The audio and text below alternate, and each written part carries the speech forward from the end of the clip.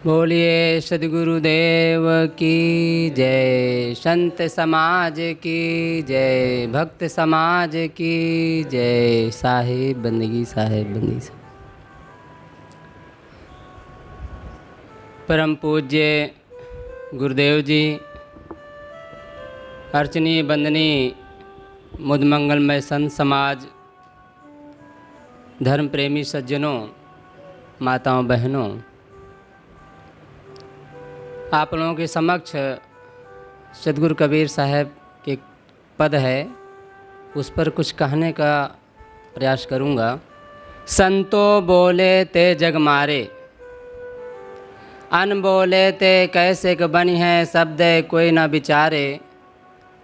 पहले जन्म पुत्र का भय वो बाप जन्मिया पाछे, बाप पूत की एक नारी ई अचरज कोई काछे। दुंदुर राजा टीका बैठे बिसहर करे खवासी, स्वान बापुरा धनिन ढाकनो बिल्ली घर में दासी। कार दुकार कार कर आगे बैल करे पटवारी, कहें कबीर सुनो हो संतो भैंसे न्याव निवेरी। सद्गुरु कबीर साहब उलटवासी शब्द जब बोलते हैं तो लोगों को पहले सुनने में उल्टा लगता है, लेकिन जब विचार करो तो वास्तविकता को दर्शाता है। जो संत महापुरुष होते हैं, कोई भी बातें कहते हैं तो उसमें लोगों के लल्लो चुप्पो के लिए नहीं करते हैं, लोगों को खुश करने के लिए नहीं करते हैं। वे अपनी बातें कहते हैं कल्याण के लिए, शांति के लिए। मानव जीवन पाकर भी हम दुख का अनुभव करते हैं, इसलिए सद्गुरु कबीर साहब की जो बातें हैं हमें सुख देने वाली है, बशर्ते उस पर विचार करने की ज़रूरत है। साहब कहते हैं संतो बोले ते जग मारे, अन बोले ते कैसे बनी है, शब्द कोई न विचारे। साहब कहते हैं लोगों को सच्ची बात कहो, ज्ञान की बात कहो तो मारने दौड़ते हैं। अन बोले ते कैसे बनी है, लेकिन बिना बोले बिना कहे किसी का कल्याण भी तो नहीं है। शब्द कोई न विचारे, शब्द पर कोई विचार नहीं करता, इसलिए मारने दौड़ते हैं। जब विचार करेंगे तो खुशी होगी, प्रसन्नता होगी और ऐसा लगेगा कि ऐसे महापुरुष की वाणी हमें हर समय मिलती रहे, सुनने को मिले, ऐसा महसूस करेंगे। तो हमें विचार करना है। संतो बोले ते जग मारे, वास्तव में इस पद में साहब वह बातें कहते हैं जो आपको अटपटा लगेगा। जब अटपटा लगता है, अटपटी बात कोई लगती है तो मारने का मन होता ही है, कुछ कहने का मन होता ही है, लड़ने का मन होता ही है, तर्क करने का मन होता ही है। लेकिन तर्क ना करें, तर्क नर्क भी पहुंचाता है। तर्क करना बुरा नहीं है, लेकिन अपने कल्याण के लिए तर्क करना चाहिए, किसी को हराने के लिए, किसी से जीतने के लिए नहीं। सद्गुरु कबीर साहब की जो वाणी है वो हमें जीतने के लिए, किसी को हराने के लिए नहीं। और जीता तभी जा सकता है जब उनके पदों को, उनके विचारों को हम समझेंगे गहराई से। बिना कहे अगर माता पिता, गुरुजन, संत जन या हमारे जिन्हें हम अपना आदरणीय पूजनीय मानते हैं, वो अपनी बातें कहना बंद कर दें और ऐसा महसूस करें हमें खुश करने के लिए हर समय हमें खुश करते रहें, तो इससे हमारा कल्याण नहीं होगा। हाँ, हमारा घाटा लग सकता है, हमारा पैसा जाएगा, समय जाएगा, धन जाएगा, सब कुछ जाएगा, पर नुकसान हमारा ही होगा। संतों का कुछ नुकसान नहीं होने वाला है। आपके घर में संत जाते हैं, आप भोजन देते हैं, पानी देते हैं, चलते समय कुछ विदाई भी देते हैं, उनका काम तो बन गया। वो अपना मन में भजन भी कर रहे हैं, उनका काम हो रहा है। लेकिन आप उनसे नहीं सुनेंगे, उनके पास बैठ कर के विचार नहीं करेंगे, सत्संग नहीं करेंगे, उनके विचारों को अपने जीवन में धारण नहीं करेंगे, तो आपका घाटा हो जाएगा, हमारा घाटा हो जाएगा। इसलिए सद्गुरु कहते हैं, संतो बोले ते जग मारे। मारना छोड़ करके, तर्क करना छोड़ करके साहब कहते हैं विचार करो, क्योंकि बिना कहे संत गुरुजन तो मानेंगे नहीं। उनका काम है, कई बार घरों में जाता है तो ज़बरदस्ती कहना पड़ता है, चलो बैठो, आओ भोजन करके सबको बैठना है, पहले से भोजन बना के रखो।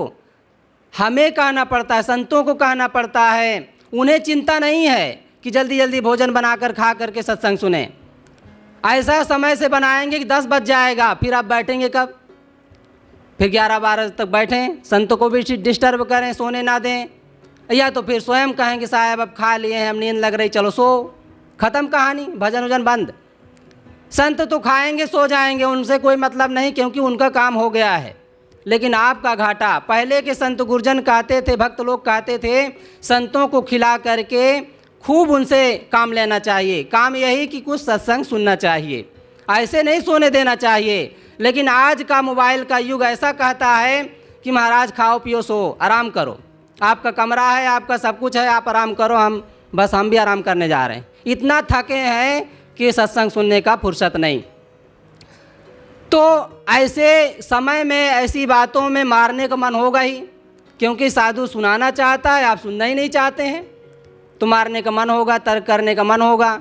इसलिए साहब कहते हैं, अनबोले ते कैसे बनी है, बिना बोले तो रहा नहीं जाएगा, क्योंकि आपका उद्धार नहीं होगा, कल्याण नहीं होगा। पहले जन्म पुत्र का भयो, बाप जन्मिया पाछे।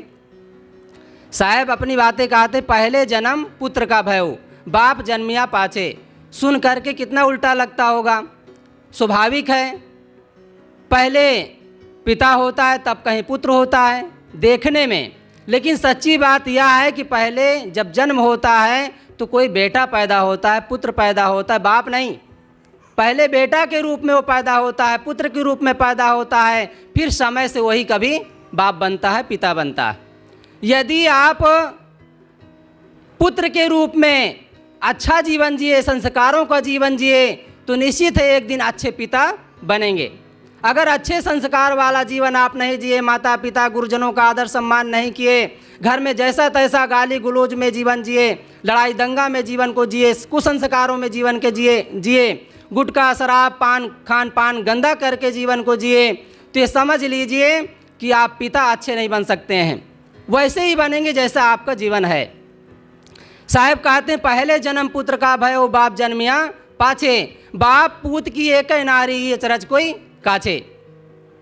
बाप पूत की एक ही नारी होती है, माने एक ही नारी जात से जन्म होता है, एक ही नारी जात से शादी होती है, ब्याह होता है, मोह आदमी करता है। तो यहाँ का तात्पर्य यह है कि बाप पूत में पूरा संसार आ जाता है, पूरे संसार के लोग बाप पूत में ही पूरे हो जाते हैं। तो बाप पूत को सुधार कब होगा? जब एक ही नारी का तात्पर्य, यदि नारी मूल है, घर की अगुआ, घर की गार्जियन, घर की जज, घर की मास्टराइन माँ होती है, नारी होती है, यदि वो संस्कारों वाला जीवन जीती है, अच्छा जीवन जीती है, उसके मन भाव सब पवित्र हैं, संत गुरुजनों के लिए, घर के अतिथि मेहमानों के लिए, माता पिता सास ससुर के लिए उसके भाव अच्छे हैं, प्रेम से भोजन बनाती है, प्रेम से झाड़ू लगाती है, प्रेम से बर्तन मांजती है, सद्गुरु संतों को याद करती है, पाठ करती है, पूजा करती है, तो ये समझ लीजिए कि वो अच्छे बच्चे को जन्म दे सकती है। अच्छी नारी अगर हो जाती है तो उसके घर में पिता का भी सुधार होगा, पति को भी कई बार वो अपने ज्ञान के विवेक से, सहनशीलता से अपने पति को भी सुधार लेती है, और अपने बच्चे को तो जन्म बढ़िया देगी ही, क्योंकि जो संस्कारों वाली माँ होगी, निश्चित है उससे जो पैदा होगा जो बच्चा, वो निश्चित है बहुत ही अच्छा सुसंस्कारी, और ऐसा बेटा भविष्य में कभी कबीर हो सकता है, कभी बुद्ध हो सकता है। यदि संसारी जीवन भी अगर वो जिएगा, मास्टर डॉक्टर कलेक्टर बनेगा, तो अच्छा बनेगा, बुरा नहीं बनेगा, ठगने वाला घूसखोर बेईमान नहीं बनेगा, अच्छा जीवन, ईमानदारी वाला जीवन वो जिएगा। तो यहाँ पर साहब हमारे व्यवहारिक जीवन को मानो संकेत करते हैं कि हमारे व्यवहारिक जीवन में हमें कैसे होना चाहिए। तो पहले माँ नारी के रूप में होती है, यदि वो अपने जीवन को संस्कारी बना ले, ज्ञानी बना ले, समझदार बना ले, भक्त हो जाए, संतों से जुड़ जाए और उनके सत्संग से जुड़ जाए, उनके ज्ञान से जुड़ जाए और अपने मन में उसको धारण करे, तो निश्चित है उससे जो पीढ़ी आएगी वो बहुत ही सुसंस्कारी बनेगी। अब साहब संकेत करते हैं, धुंधुर राजा टीका बैठे बिसहर करे खवासी। धुंधुर राजा, धुंधुर मेढक को कहते हैं। मेढक जैसे चंचल टर टर करने वाला यदि कोई राजा बन जाए, यहाँ मेढक से तात्पर्य है चंचल वृत्ति। कई बार देखा जाता है पहले के राजा नाच गान में ही तो ठगाए, हमारा देश गुलाम क्यों बना है? क्योंकि हमारे देश के राजा आपस में लड़ते थे, एक दूसरे पर चढ़ाई करते थे, युद्ध करते थे और जब समय पाते थे तो नाच गान में उनका समय जाता था। उनके घर में वेश्याएं नाचती थी और एक रानी नहीं, एक पत्नी नहीं, दो दो तीन तीन पत्नियां होती थी। उसी में रात दिन उनका समय जाता था, वासनाओं में, विकारों में ही जीते थे। इसलिए आज हमारा देश गुलामी का अनुभव कर रहा है। अगर हमारे राजा, अब अगर धुंधुर चंचल नाच गान सुनने वाला राजा अगर होगा तो प्रजा का क्या दशा होगा? धुंधुर राजा टीका बैठे बिसहर करे खवासी। बिसहर का मतलब सांप जैसे, विषधर सर्प जैसे वृत्ति के लोग यदि उनके मंत्री बन जाएं, उनके चमचे बन जाएं, उनके हुजूरी करने वाले बन जाएं, तो समाज का क्या होगा? क्योंकि आज देखा जाता है पहले के राजा और उनके जो मंत्री चेला जो भी माने होते थे, उनके गुट में, उनके नियम में, निश्चित है उनसे समाज का, प्रजा का अक्सर नुकसान ही होता था। बहुत घाटा, ज़बरदस्ती कर लिया जाता था, मारा जाता था, पीटा जाता था, जनता को हैरान किया जाता था। इसलिए राजा को, अगुआ को एक अच्छा नेक राजा बनना चाहिए और जो उनके साथी हों विश्वास पात्र हों, ईमानदार हों, ताकि प्रजा को और समाज को सही दिशा दे सकें और उनका पालन पोषण कर सकें। स्वान बापुरा धनिन ढाकनो बिल्ली घर में दासी। साहब कहते हैं स्वान बापुरा, स्वान के समान लड़ने झगड़ने वाला भोजन आप दो कुत्ते को, कितना भी वो साथ में रहते हों, वर्षों से साथ में रहते हों, लेकिन आप उनके सामने भोजन देंगे तो अक्सर वो लड़कर ही खाते हैं। ज़्यादातर यही देखने में आता है। शायद कोई कुत्ता हो वे आपस में बांट कर खाएं, नहीं ज़्यादातर लड़ कर खाते हैं। तो स्वान बापुरा धरिन ढाकनो बिल्ली घर में दासी। स्वान जैसे वृत्ति के लोग यदि समाज के अगुआ बनेंगे, समाज के रक्षक बनेंगे, माँ बहनों के रक्षक बनेंगे, उनके चरित्र की ईमानदारी की रक्षक बनेंगे, तो ये जान लीजिए उनके साथ घाटा ही होगा। क्योंकि जो स्वयं चरित्रहीन होगा, गंदा होगा, लड़ लड़ के खाने वाला होगा, लड़कर जीवन जीने वाला होगा, वो माँ बहनों एवं भाई बंधुओं को क्या सीख देगा या क्या उनकी रक्षा करेगा? स्वयं गंदा होगा तो दूसरे को क्या आखिर वो अच्छी सीख दे सकता है? स्वयं रोने वाला कभी दूसरे को सीख नहीं दे सकता है, हंसने वाला ही दूसरे को हंसा सकता है। इसलिए स्वान बापुरा धरिन ढाकनो, स्वान अपने पीछे के भाग को अपने पूंछ से ढक नहीं सकता है, लेकिन पूरी दुनिया को ढांकने चला है। अर्थात अपने चरित्र को तो सुधार नहीं पाता है और दूसरे के चरित्र को सुधारने के लिए ठेका ले लेता है। अब ऐसे दुनिया में हैं लोग, स्वयं गंदा संदा जीवन जी रहे हैं, खान पान उनका गंदा है, जैसा तैसा जीवन है, नंगा जीवन जी रहे हैं, लेकिन समाज के माँ बहनों के वो ठेका ले लेते हैं, उनके रक्षा करने के लिए, उनका ईमानदारी, उनके इज्जत की रक्षा करने के लिए ठेका ले लेते हैं। इसलिए ऐसे लोगों से बहुत सावधान रहना चाहिए। पहले, इसका मतलब पहले के राजा अच्छे नहीं होते थे, ऐसा नहीं है।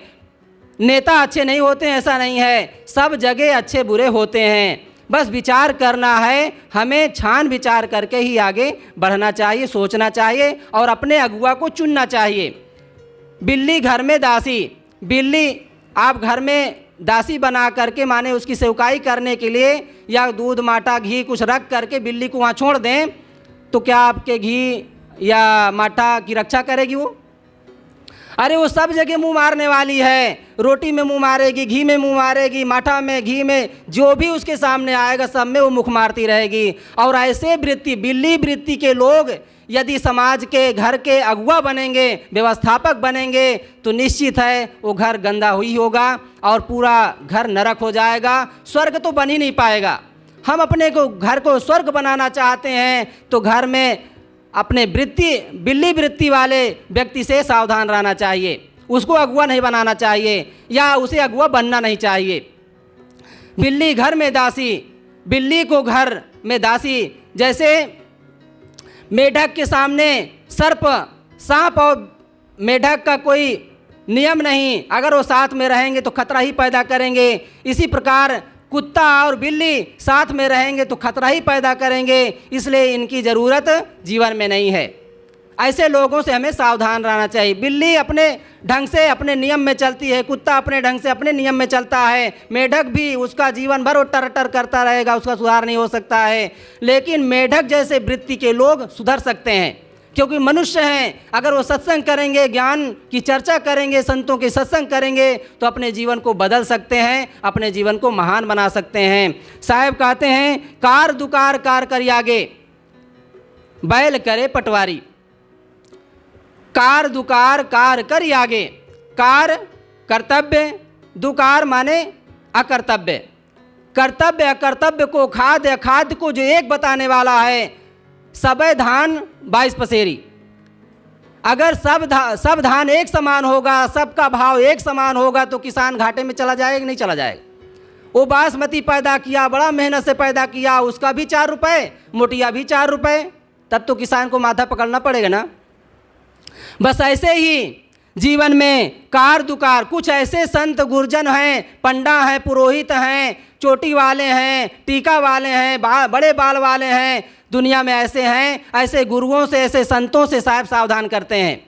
कार दुकार कार करी आगे, कार दुकार माने खाद्य खाद्य को एक बताने वाला, माने उनके सामने जैसे कहा जाता है, एक गुरु थे, वो कहते थे शिव मंत्र लोगे तो जो भी खाओ सब छूट है, बस हमसे दीक्षा ले लो, सीधा स्वर्ग का टिकट मिलेगा। यदि तुम राम मंत्र लेना चाहते हो तो शाकाहारी होना पड़ेगा। तो आज के दुनिया में आप सुनते ही होंगे, काटो ना खाओ, कितनी सरलता है, काटना नहीं है, बस खाओ चाहे जितना, खूब छूट है। यदि ऐसा चला तो फिर धर्म अधर्म का लाभ क्या हुआ? धर्म करने से, भक्ति करने से, सत्संग करने से, भगत बनने से, साधु बनने से क्या मतलब हुआ? जब सब एक ही स्टेशन पर सबको जाना है तो मतलब क्या हुआ? ऐसे दुनिया में है, इसलिए बहुत सावधानी की ज़रूरत है। कहा जाता है, जैसे पीछे आया बिल्ली घर में दासी, बच्चों का कई बार खुराक आता है, मास्टर सरकारी अधिकारी वहाँ से भेजते हैं और बीच में वो गायब हो जाता है, आपस में सब मिल बांट करके खा लेते हैं। कहा जाता है एक अधिकारी था, वे सूखा पड़ गया तो सरकार ने बच्चों के लिए दूध का पैकेट दिया, पाउडर आता है, दूध का पैकेट दिया, वे कई दिन खीर बना कर खाए, लेकिन किसी बच्चों तक वो दूध नहीं पहुंचा। ऐसे पापी का क्या होगा? कहा जाता है थोड़े दिन में उसका जवान बेटा मर गया। पाप करने का फल तो अपने को ही मिलता है ना, क्योंकि बोया पेड़ बमूल का तो आम कहाँ से खाए, जो हम बोते हैं वही हमें मिलता है। इसलिए हमें बहुत सावधानी की ज़रूरत है। तो यहाँ साहब नेता, राजा और गुरु संतों के लिए सावधानी देते हैं कि हमें सावधान रहना चाहिए। कहें कबीर सुनो हो संतो, भैंसे न्याओ निवेरी। भैंसे का मतलब जैसे गाय रास्ते में जा रही हो, बैल जा रहा हो तो थोड़ा सा धक्का दे दीजिए, डांट दे दिए, फरफरा करके वो आगे बढ़ जाएगा, इतना तेज होता है। गाय का बच्चा जब जन्म लेता है तो जैसे ही जन्म लेता है तुरंत कूदने लगता है, लेकिन भैंस का बच्चा जन्म लेता है तो पहले ऊँघता है, बहुत देर में उसको चेतना आती है। और रास्ते में यदि कोई भैंसा चल रहा हो या भैंसों का झुंड चल रहा हो तो आप पी पी हरन बजाते रहिए, डंडे मारते रहिए, 2-4 डंडे भी मारेंगे तब भी वो टस से मस होने वाला नहीं है। और ऐसे बुद्धि के लोग यदि गुरु बन जाएं, अगुआ बन जाएं, समाज के सेवक बन जाएं, जड़ बुद्धि के लोग जो अविवेकी हों, उनको खुद विवेक नहीं है, खाद्य का, खान पान का, कहते हैं महाराज सब खाने के लिए तो बना है। एक जगह सत्संग सुना रहे थे, एक अंधे बैठे थे वहीं, तो हम एक व्यक्ति को देखे कि वो बीड़ी पीते थे। हम कहे बाबू बीड़ी ना पिया करो, तो वो तो स्वीकार लिए कि सही बात है साहब, आदत पड़ी है, क्या बताएं, छूटती नहीं है। तो अंधा जोर से बोल पड़ता है, कहते महाराज अगर तम्बाकू बीड़ी नहीं खाएंगे तो काम वाले बेचारे फुर्सत कहाँ पाएंगे। हम कहीं तुम ऊपर से अंधे हो, अंदर से भी अंधे हो। इतना जिसको विचार नहीं है, विवेक नहीं है, अपनी गलती को जो स्वीकारता नहीं है, उसका कब कल्याण होगा? अपनी गलती को तो हमें स्वीकारना ही चाहिए। इसलिए सतगुरु कबीर साहब की साखी हमें याद दिलाती है, बुरा जो देखन मैं चला, बुरा न मिलिया कोई, जो दिल ढूंढा आपना मुझसे बुरा न कोई। अपनी बुराई को जो देखता है, अपनी ओर निहार चलो, दुनिया झगड़े से क्या मतलब। अपने को जो देखता है निश्चित है अपना कल्याण करता है, अपना सुधार करता है, और सुधरा हुआ व्यक्ति समाज का भी कल्याण करता है, सुधार करता है। वो कुछ भी ना बोले तब भी लोग उससे सुसंस्कारित होते हैं, अच्छा जीवन का अनुभव करते हैं। अच्छे माता पिता हों, अच्छा पुत्र हो, अच्छा पिता हो, तो निश्चित है समाज में कभी अच्छे नेता पैदा होंगे, अच्छे डॉक्टर पैदा होंगे, अच्छे मास्टर पैदा होंगे, अच्छे जो कुछ दुनिया में होगा, समाज एक अलग ढंग का हो जाएगा। बस हमें विचार करने की ज़रूरत है। तो इसमें साहब इस पद में उलटवासी का पुट दे करके हमारे जीवन के लिए, संस्कारों के लिए और नेताओं के संस्कारों के लिए, उनसे सावधानी के लिए और गुरु संतों से सावधान होने के लिए, दुनिया में अच्छे महापुरुष हीरा के समान संत महापुरुष भी हैं, भक्त भी हैं, सज्जन भी हैं, मानव भी हैं, उनके सामने हमें हाथ जोड़ना चाहिए, मिलना चाहिए, उनसे जुड़ना चाहिए, उनसे ज्ञान सीखना चाहिए। दुनिया में अच्छे माता पिता भी होते हैं जो अपने बच्चों को बहुत ही अच्छे संस्कार देते हैं, और उसी का परिणाम है जो कुछ कुछ समाज में आज चेतना दिखाई दे रही है। अगर सब जड़ होते, सब अविवेकी होते, सब बलि चढ़ाने वाले होते, सब चोर होते, जैसा तैसा जीवन जीने वाले होते, तो आज समाज कहाँ होता और गुलाम होता। इसलिए साहब कहते हैं, संतो बोले ते जग मारे। बोलने से दुनिया के लोग मारने दौड़ते हैं, लेकिन मारना तब बंद होता है, झगड़ना तब बंद होता है जब शब्द कोई ना विचारे। शब्द पर विचार किया जाएगा तो निश्चित है हमारा झगड़ा खत्म होगा। संतो घर में झगड़ा भारी। जो घर में झगड़ा मचा हुआ है, काम क्रोध लोभ मोह वासना कुसंस्कारों का जो झगड़ा मचा हुआ है, वो बाहर के झगड़े से कई गुना है। अगर अंदर के झगड़े को हम समझ लें और उसे बदल दें, सुधार लें, तो निश्चित है हमारा कल्याण हो सकता है और हमारे जीवन का उद्धार हो सकता है। और यही शायद हम चाहते हैं। बदल दे सारी दुनिया को, बदलना ही तेरा काम है, सबसे पहले आप बदल जा, इसी में तेरा नाम है। अगर हम अपना नाम चाहते हैं तो उसके अनुसार काम करें, जीवन जिएं, तो निश्चित है हमारे जीवन का उद्धार होगा और यही हमारा आदर्श होगा और इसी में मानव जीवन की सार्थकता होगी। अपनी वाणी को यहीं विराम देता हूँ। कुछ देर सतगुरु कबीर साहब के एक पद के अनुसार पद पर कुछ कहने का प्रयास किया, यहीं पर अपनी वाणी को विराम देता हूँ। और एक बार जोर से जय बोलें आप लोग सब। बोलिए सतगुरु कबीर साहब की, संत समाज की, भक्त समाज की। साहिब बंदगी साहिब।